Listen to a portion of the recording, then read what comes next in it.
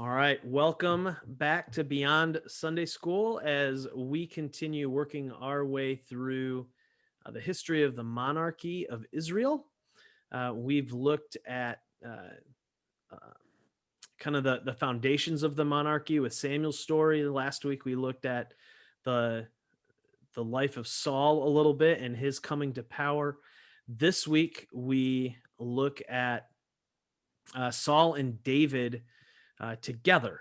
And so that's where we will be picking up the story.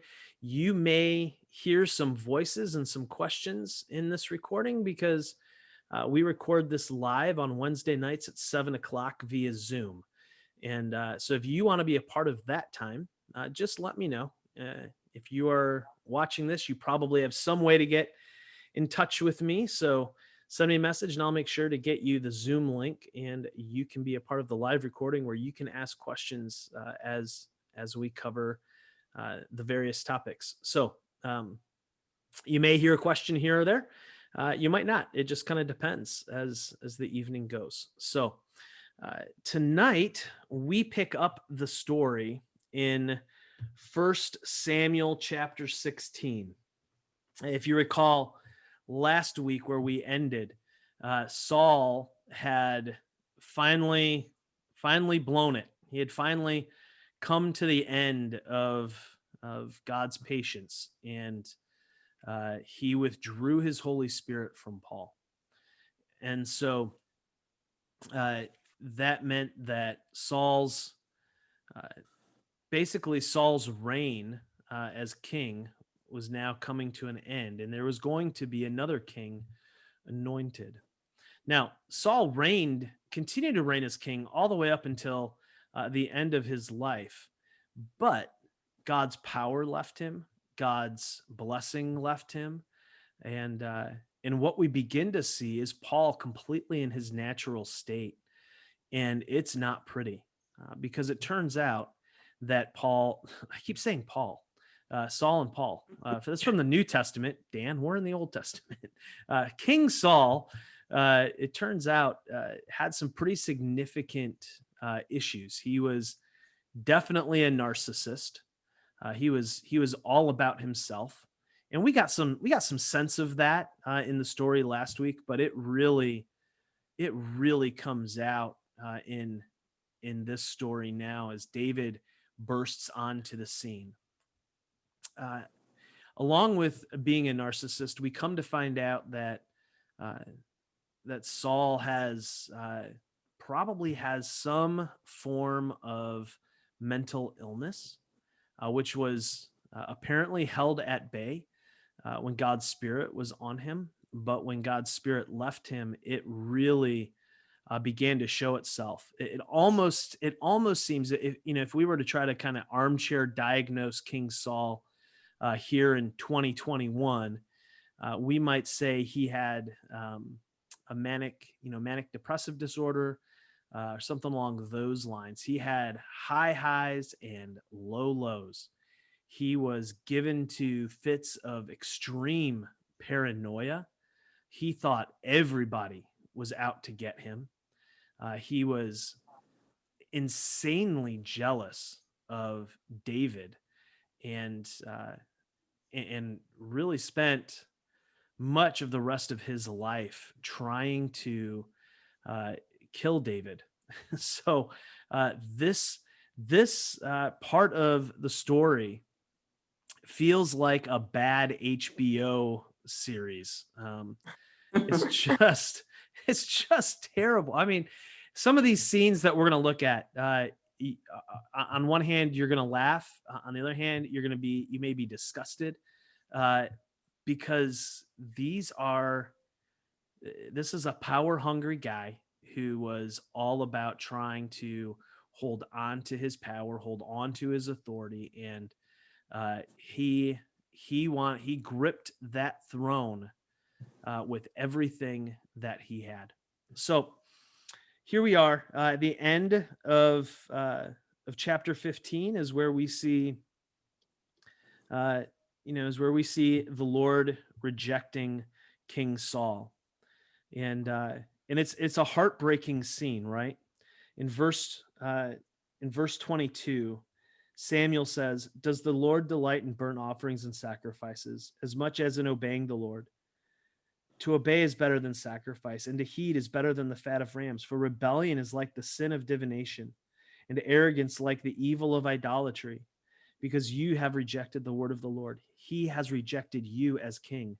Then Saul said to Samuel, "I have sinned. I violated the Lord's command and your instructions. I was afraid of the men, and so I gave in to them. Now I beg you, forgive my sin and come back with me so that I may worship the Lord." But Samuel said to him, "I will not go back with you. You have rejected the word of the Lord, and the Lord has rejected you as king over Israel." As Samuel turned to leave, Saul caught hold of the hem of his robe, and it tore. Samuel said to him, "The Lord has torn the kingdom of Israel from you today and has given it to one of your neighbors, to one better than you. He who is the glory of Israel does not lie or change his mind, for he is not a human being, that he should change his mind." Saul replied, "I have sinned, but please honor me before the elders of my people and before Israel. Come back with me so that I may worship the Lord your God." Samuel went back with Saul, and Saul worshiped the Lord. Then Samuel said, "Bring me Agag, king of the Amalekites." Agag came to him in chains, and he thought, "Surely the bitterness of death is past." But Samuel said, "As your sword has made women childless, so will your mother be childless among women." And Samuel put Agag to death before the Lord at Gilgal.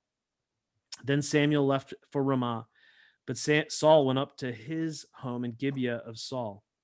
Until the day Samuel died, he did not go to see Saul again, though Samuel mourned for him, and the Lord regretted that he had made Saul king over Israel. It is a heartbreaking scene here. I mean, the emotion of the whole thing, right? I mean, can you picture in your mind, here is Saul losing God's anointing, losing the Holy Spirit, losing the kingdom. I mean, that scene of him, diving for Samuel's robe. It's just, whew, it's pretty intense. And then you have Samuel performing his last act as a judge in putting Agag, the king of the Amalekites, to death. Which, if you remember, I think we talked about it last week a little bit when they were going to war with the Amalekites. These were the kind of the thorn in the side of the Israelites as they came out of the Exodus, as they were taking the Holy Land under Joshua. They were kind of the people that, for whatever reason, every time the Israelites went to kind of take them out, they just never obeyed God, and the Amalekites always kind of hung around as a thorn in the flesh. And now, finally, the Amalekites have been removed. So Saul goes back. He's a shell of a man. He's been gutted by Samuel emotionally. He's lost his authority. He's an embarrassment to the people.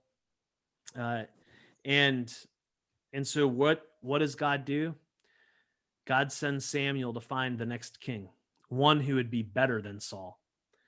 And so he says in chapter 16, Lord said to Samuel, "How long will you mourn for Saul, since I have rejected him as king over Israel? Fill your horn with oil and be on your way. I am sending you to Jesse of Bethlehem. I have chosen one of his sons to be king." So here we begin. We really begin to see the movement now back to really the messianic storyline, right? And we have the privilege, the benefit of seeing things from this side of the story. We have a better sense of the history, right? Because we're so many thousands of years after this. But we're going to David's town. We're going to Bethlehem, and we start this down this path. Samuel, of course, knows what kind of man Saul is, and in verse 2, he's like, "If I go do this, Saul will kill me." And Lord says, "Hey, take a heifer with you and say, I've come to sacrifice to the Lord. Invite Jesse to the sacrifice, and I will show you what to do. You are anoint to me the one I indicate."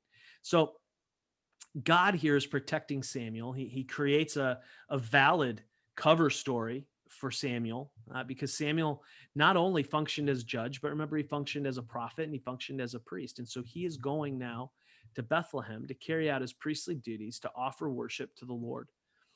But while he's there, God's got other plans. There's something else that's about to happen. And so Samuel, does what he said. The elders of the town were pretty freaked out when Samuel shows up. And they asked, "Do you come in peace?" Samuel says, "Yeah, I've come in peace. I've come to sacrifice the Lord. Consecrate yourselves. Come sacrifice." So he consecrates Jesse and his sons and invites them to the sacrifice.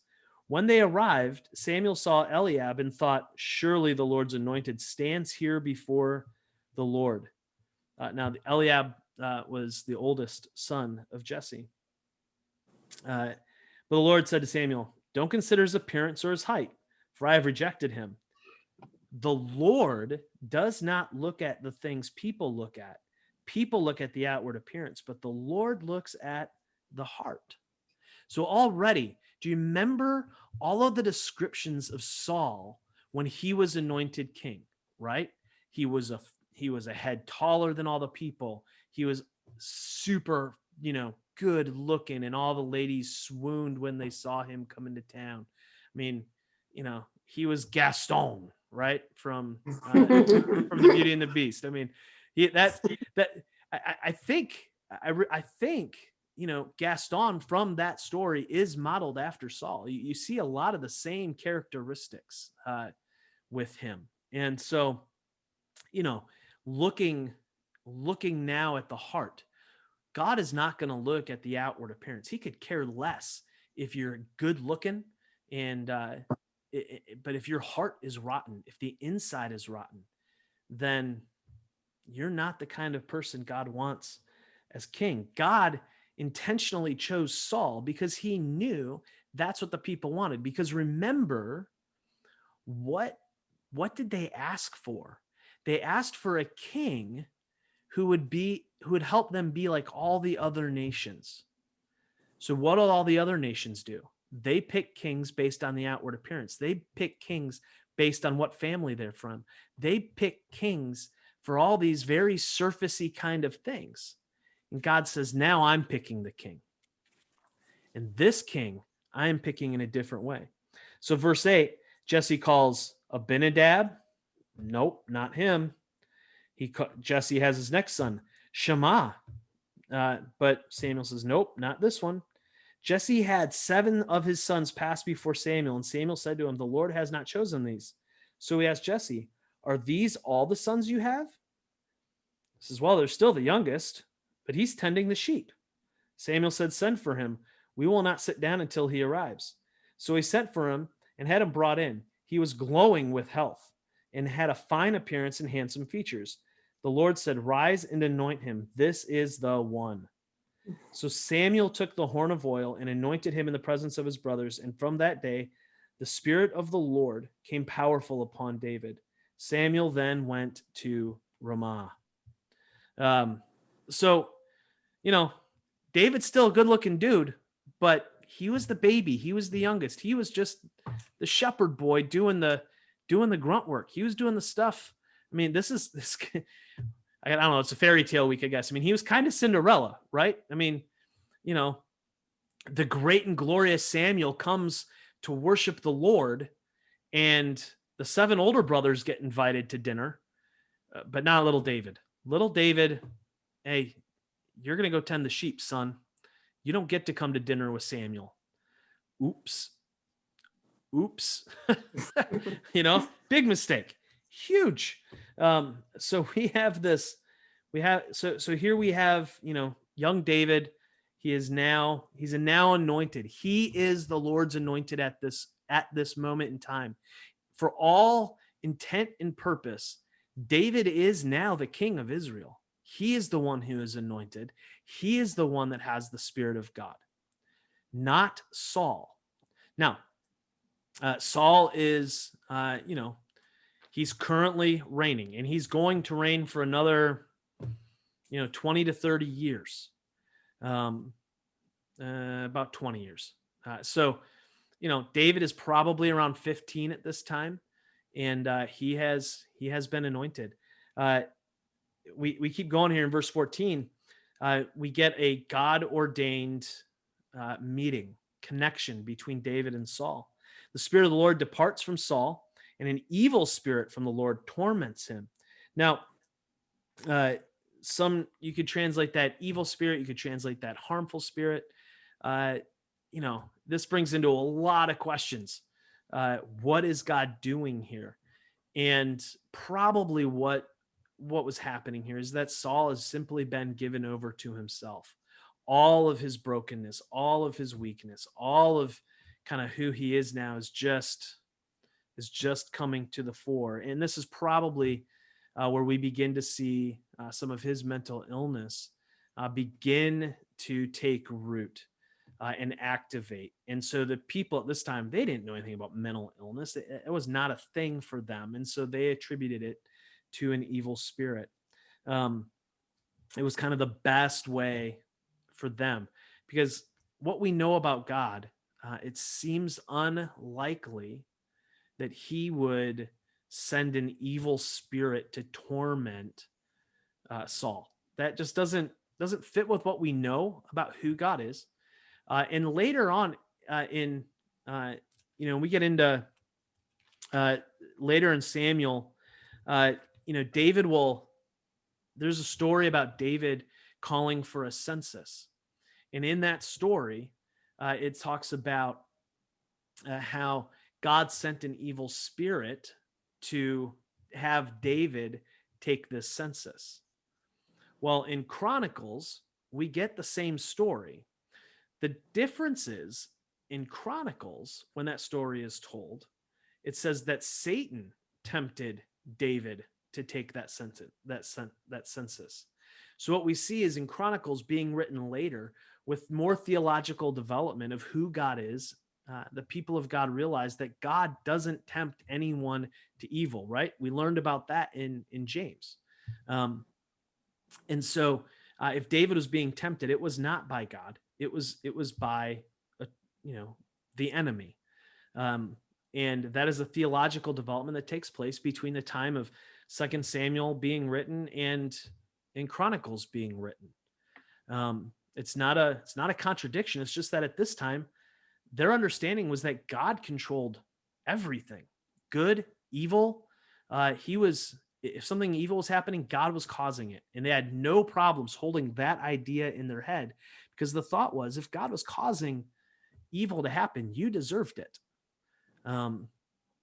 But as the people of God grew in understanding of who God was, as he continued to reveal himself through the scriptures and through salvation history and everything else, they began to understand that God doesn't tempt anyone. God doesn't lead people into evil. And so we see some of this kind of development. Now, Saul here is, the evil spirit is tormenting him. And it says, they say, his attendants say, "Let our Lord command his servants here to search for someone who can play the lyre. He will play when the evil spirit from God comes on you, and you will feel better." So Saul said, "Go get him." One of his servants answered, I have seen a son of Jesse of Bethlehem who knows how to play. He is a brave man and a warrior.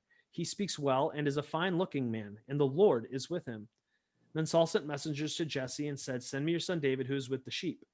So Jesse took a donkey loaded with bread, a skin of wine, and a young goat, and sent them with his son David to Saul. David came to Saul and entered his service. Saul liked him very much, and David became one of his armor bearers. Then Saul sent word to Jesse, saying, "Allow David to remain in my service, for I am pleased with him." Whenever the spirit from God came on Saul, David would take up his lyre and play. Then relief would come to Saul, and he would feel better, and the evil spirit would leave him.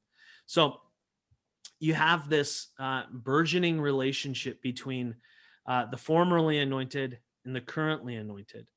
There's no sense that David or anybody was like, "Hey, just so you know, Samuel anointed me," because if he had said that, Saul probably would have taken him out in that moment. But David was serving Saul, and Saul must have trusted him, because David became an armor bearer for Saul. So David is blessed by the Lord. He is rising in the ranks. He is growing in notoriety.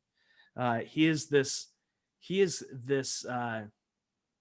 Renaissance man. He is good looking. He is a good warrior, and he is also talented musically. There was just something different about David. So here we are in chapter 17. We get the story of David and Goliath, and this is interesting. There's some weird things in this story, like in 16 we just heard that um, Saul had said, "Hey, let David stay with me," but now we get into chapter 17, and David is back tending sheep for Jesse. What was that about? Maybe did Saul send David away when they went to battle because he didn't want him to get hurt? But we also know that he's a good warrior. Like all of this, there's some interesting things here, and we don't really have good answers. There's not, this is a story. Could it be? My sense is that the end of chapter 16 really is kind of a summary thing, and that potentially chapter 17 may have happened somewhere within the text of 16. And so we're not, there's some ways that we can look at it. Because remember, history books at this time, they were not written in the same way that history books are written in our time. We write everything in this chronological order. These texts were not necessarily written in perfect, exact chronological order to make modern Westerners feel good about history. These texts were written to, promote the king. They were written to tell the story. And this is a really good story. David and Goliath is a really good story. It continues to capture the imagination of humanity. To this very day, the story of David and Goliath captures our imagination. So no different back then. So, you can read through that story, but what the key thing here is you see Saul being afraid. Saul was afraid of this giant Philistine. He was deathly afraid of him, and they had no champion. Nobody would go out and fight, and he's out here. Goliath is just out here talking all kinds of smack, right? All kinds of smack. And so David shows up. He sees what's going on. This has been going on for 40 days. David shows up and is like, what? So he goes to Saul and he says, you're in verse 34. He says, your servant has been keeping his father's sheep. When a lion or bear came and carried off a sheep from the flock, I went after it, struck it, and rescued the sheep from its mouth. When it turned on me, I seized it by its hair, struck it, and killed it. Your servant has killed both lion and bear. This uncircumcised Philistine will be like one of them, because he has defied the armies of the living God. The Lord who rescued me from the power of the lion and the paw of the bear will rescue me from the hand of this Philistine. Saul said to David, go, may the Lord be with you. I mean, you get the sense that Saul's like, okay, young man, good luck. Here you go. And so, Saul tries to get him to wear his armor. David's like, nope, can't do it. This isn't going to work. Just give me a slingshot, 5 good stones. And so, verse 41, meanwhile, the Philistine with his shield bearer in front of him kept coming closer to David. He looked David over and saw that he was a little more than a boy, glowing with health and handsome. Think this was a little bit of propaganda for David? Just saying. He says to David, am I a dog that you come at me with sticks? And the Philistine cursed David by his gods. Come here, he said, I'll give your flesh to the birds and the wild animals. David said to the Philistine, you come against me with sword and spear and javelin, but I come against you in the name of the Lord Almighty, the God of the armies of Israel, whom you have defied. This day the Lord will deliver you into my hands, and I'll strike you down and cut off your head. This very day I'll give the carcasses of the Philistine army to the birds and the wild animals, and the whole world will know that there is a God in Israel. All those gathered here will know that it is not by sword or spear that the Lord saves, for the battle is the Lord's, and he will give all of you into our hands. Basically, he just looks at him and is like, you Philistine chump. You got you got nothing. You got nothing. I got God. You got nothing. And so he moves into attack. David, throws a stone, slung it, struck him on the forehead, and the stone sank into his forehead, and he fell face down on the ground. That's usually where everybody stops telling the story, right? Verse 51, David ran over and stood over him. All right. So here now David is talking smack. David is embarrassing this Philistine who's dead. He took hold of the Philistine's sword, drew it from the sheath, and after he killed him, he cut off his head with the sword. This is not the felt board story that we often think of. That's for sure. Right? So, I mean, the imagery here. So David walks up. He knows the Philistine's not dead yet. He's knocked out. David withdraws his sword, kills him, and then chops his head off. So the imagery here is David holding this Philistine's head in his hand. And what does he do? The Philistines saw that their hero was dead, turned and ran. The men of Israel, all of a sudden, they go after him and chase him down, plunder their camp. David took the Philistine's head and brought it to Jerusalem. He put the Philistine's weapon in his own tent. As Saul watched David go out to meet the Philistine, he said to Abner, commander of the army, Abner, whose son is that young man? Abner replied, as surely as you live, your majesty, I don't know. The king said, find out whose son this young man is. As soon as David returned from killing the Philistine, Abner took him and brought him before Saul, and with David still holding the Philistine's head. Whose son are you, young man? I mean, it's like a hockey player with the Stanley Cup. I mean, David's just carrying around the head. Look what I did, guys. Hey. It's grotesque. It belongs to the Lord. That's right. So, here you go. You got this. And, he's like, whose son are you? David says, I'm the son of your servant Jesse. And at that moment, David and Jonathan become best friends in chapter 18. Saul, pretty soon people are singing. Saul has slain his thousands. David his tens of thousands. Because everything David touched turned to gold. He becomes one of the greatest military leaders. Saul is freaked out. So chapter 19, Saul is trying to kill David. But Jonathan runs interference and makes sure that it doesn't happen. Michal, who is Saul's daughter, who he gave to David as his wife, she helps him out. Saul is bent on killing David. He is crazed about it. He's absolutely insane. Chapter 20, we get this beautiful story of David and Jonathan and their friendship and how he helps them out. In chapters 21, 21 and beginning of 22, you see David continuing to, he's running, he's hiding. He shows up at Nob where the Ark of the Covenant, was being stored. And this is where David eats takes the consecrated bread because he's hungry and gives it to his men. We get that story in the Gospels, right? We get a callback to this when Jesus and his boys are walking through the fields on the Sabbath, eating the heads of grain, and the Pharisees are all bent out of shape about that. And Jesus says, don't you remember David? Remember what he did? He ate the consecrated bread. Like, that's even worse. And yet you love him, right? And so, through all this, David gets away, keeps getting away from Saul. So Saul shows up at Nob. And here it gets real ugly. Here is one of those scenes in the Bible where you're like, that's in the Bible? It sounds like something out of Game of Thrones. This is an unbelievably ugly scene in the second half of chapter 22. Saul heard that David and his men had been discovered.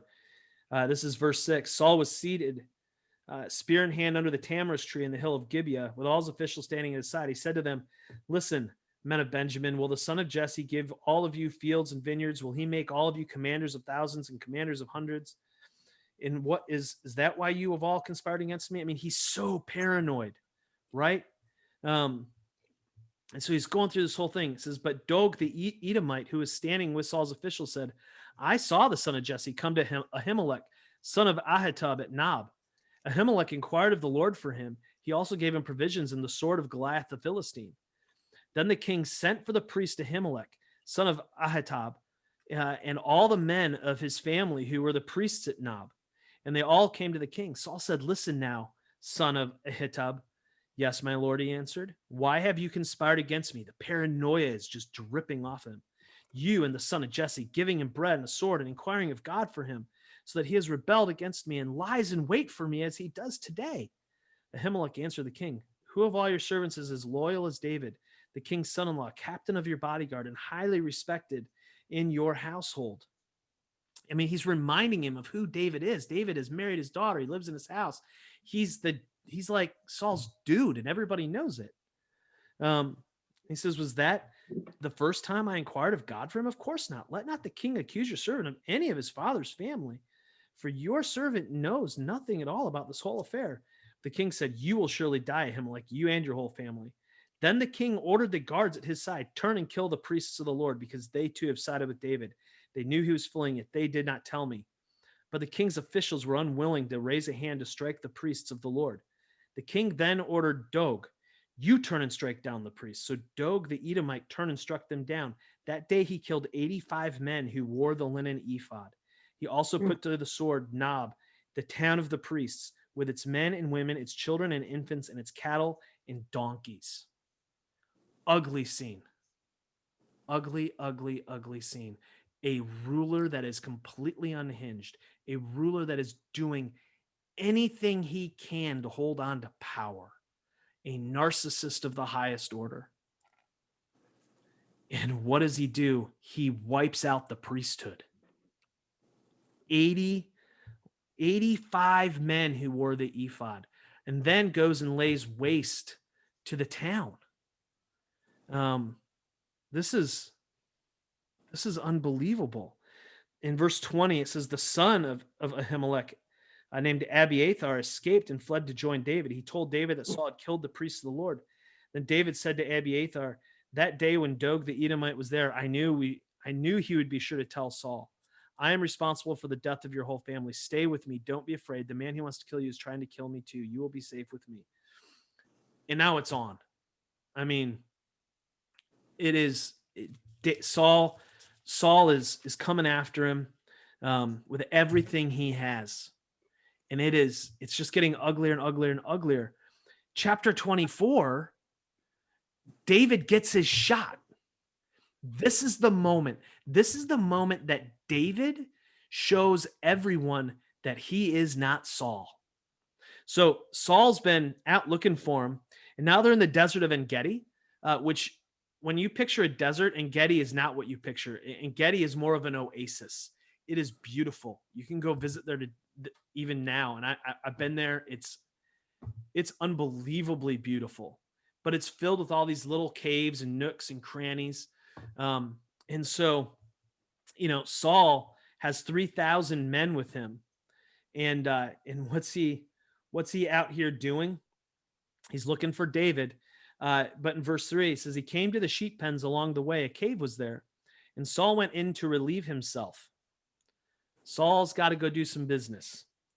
David and his men were far back in the cave, and the men said, this is the day the Lord spoke of when he said to you, I will give your enemy into your hands for you to deal with as you wish.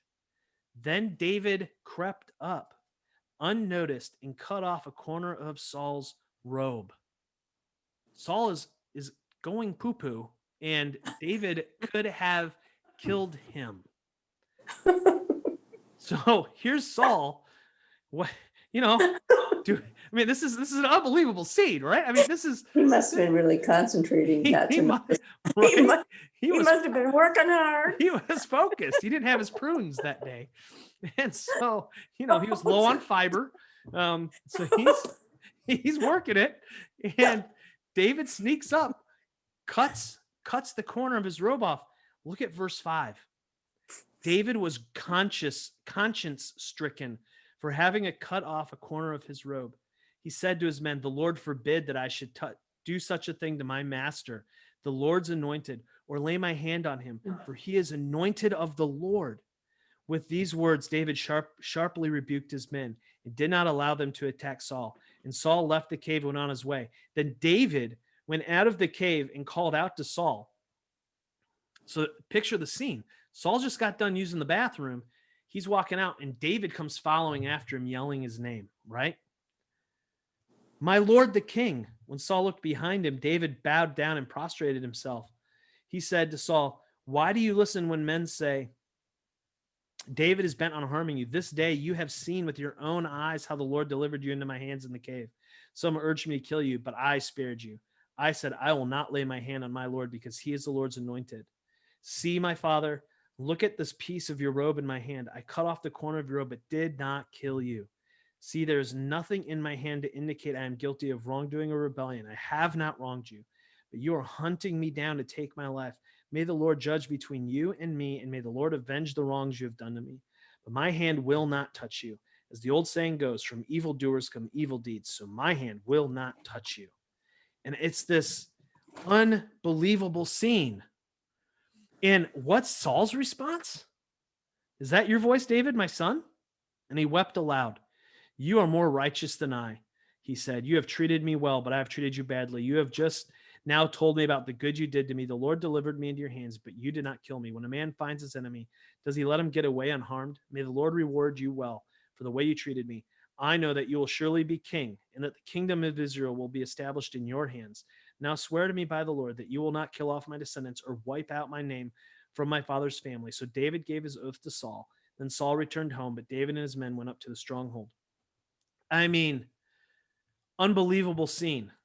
And David makes a promise to not wipe out Saul's family line. In chapter 26, David again has the chance to kill Saul, and he doesn't. And he withholds. He holds back. And now you have Saul in verse 28 or chapter 28. Saul now, he's going. Says, now Samuel was dead.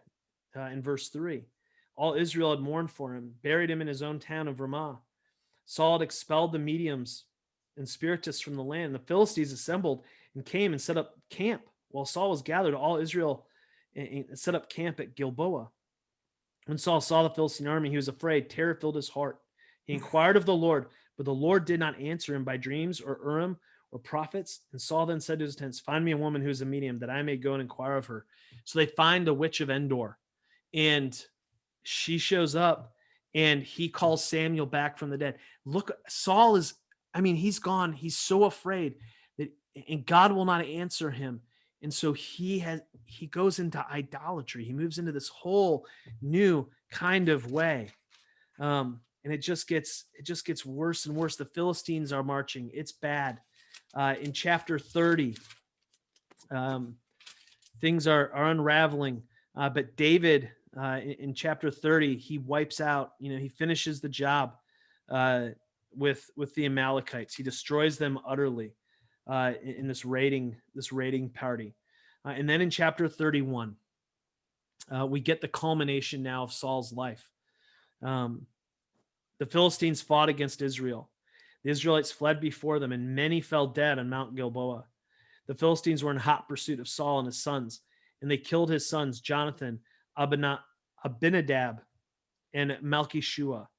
The fighting grew fierce around Saul, and when the archers overtook him, they wounded him critically. Saul said to his armor bearer, "Draw your sword and run me through, or these uncircumcised fellows will come and run me through and abuse me." But his armor bearer was terrified and would not do it. So Saul took his own sword and fell on it. When the armor bearer saw that Saul was dead, he too fell on his sword and died with him. So Saul and his 3 sons and his armor bearer and all his men died together that day. When the Israelites along the valley and those across the Jordan saw that the Israelite army had fled and that Saul and his sons had died, they abandoned their towns and fled, and the Philistines came and occupied them. The next day, when the Philistines came and to strip the dead, they found Saul and his 3 sons. They cut off his head and stripped it off his armor. And they sent messengers throughout the land of the Philistines to proclaim the news in the temple of their idols and among their people. They put his armor in the temple of the Ashtoreths and fastened his body to the wall of Bethshan. When the people of Jabesh Gilead heard what the Philistines had done to Saul, all their valiant men marched through the night to Bethshan. They took down the body of Saul and his sons from the wall of Bethshan and went to Jabesh, where they burned them. Then they took their bones and buried them under a tamarisk tree at Jabesh, and they fasted 7 days. Saul's reign comes to an end at a military defeat at the hands of the Philistines, who he had dominated. And not only that, but he came at the end with him killing himself, him falling on his own sword after his sons had died valiantly in battle. So he dies a coward's death because he was not willing to fight to the very end, because he was afraid of what his enemies would do him. And so, Saul had so much promise, right? He took the reins when he was of 12 tribes. And remember, his first thing he had to do was unite the tribes, bring the tribes together, right? And yet now the tribes, they've fallen apart. Saul went from had such a great start. He had so much respect and honor, but now that's gone. Now Saul was just a fallen king. And Israel, the nation of Israel, the 12 tribes, were probably more divided and separated and disunified than they were at the beginning. And so now we get, starting next week in 2 Samuel chapter 1, we get the transition of power. And it didn't go smoothly. It was tough. But we begin to see why David was known as a man after God's own heart. So you probably mentioned it, but how long did Saul serve? How many years? Let me go back. He served. Let's see. Seems like you said last week he served 42 years. 42 Yes. years? Okay. Yeah, I'm looking to see where. Let's see. Yep. Chapter 13, verse 1. Saul was 30 years old when he became king, and he reigned over Israel 42 years. 42 years, okay. So he was a 72-year-old man when fighting in battle when he fell on his own sword. Wow. Sad. So I mean, this was not a, he was not a soft dude. That's for sure. 72-year-old still fighting battles. And especially back then. Yeah. It's pretty impressive. So, he probably aged quite well. So yeah, he served for 42 years. And he did some good things. But at the end of the day, what's the lesson we learn from Saul? It's that if your heart isn't right, if it's all about you, right, you are going to fail.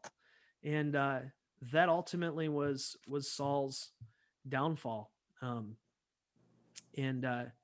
So next week we look here at 2 Samuel, and the reign. We start looking at the reign of David and the transition of power, and David's. As you can imagine, we may spend a couple of weeks on David because his story is long and it's intense, and there are some high highs and some real low lows. And then we'll look at Solomon, and then after Solomon, we look at how the kingdom divides, and then we'll spend a week looking at the northern kingdom and the southern kingdom, and we'll be kind of brought up to speed. So, how much are we going to study for next week? The whole. We will probably go through. We will go through chapter 10. Okay. And, 2 Samuel chapter 10. Yeah. So that way we'll kind of look at David's early his early reign and transition of power in his early reign. And then we will leave it on a cliffhanger with David and Bathsheba. Woo woo. Ooh. So yeah, so that's where we're headed. All right.